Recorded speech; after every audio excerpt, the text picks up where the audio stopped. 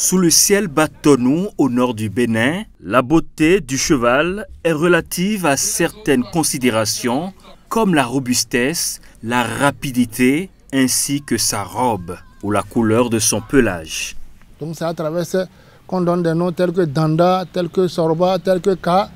Ka, ça veut dire celui qui est blanc.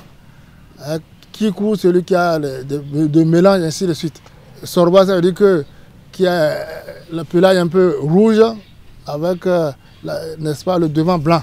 Et vous allez voir que c'est ce que nous avons ici. Nous avons deux races de chevaux. Il y a une race caractérisée par une taille moyenne, trapue, qu'on appelle Mustang, et une autre de taille plus courte, caractérisée par une vitesse, qu'on appelle Toubé. C'est un mixage de races locales que nous avons.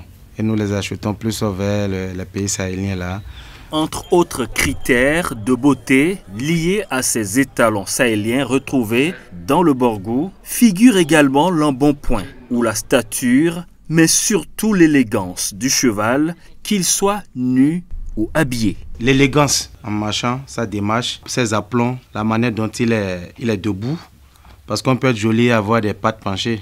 Quand nous regardons un cheval, ça dépend aussi de son charisme, la manière dont il est bien nourri, comment sa robe brille, comment le propriétaire prend soin de son animal et aussi de ses yeux.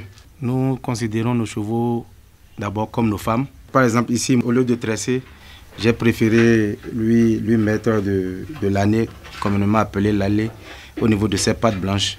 Il peut ne pas être gros, mais déjà sa morphologie nous permet d'apprécier sa beauté. En plus des attraits physiques, la beauté du cheval émane de son dressage qui lui confère des aptitudes particulières, courir, sauter et danser.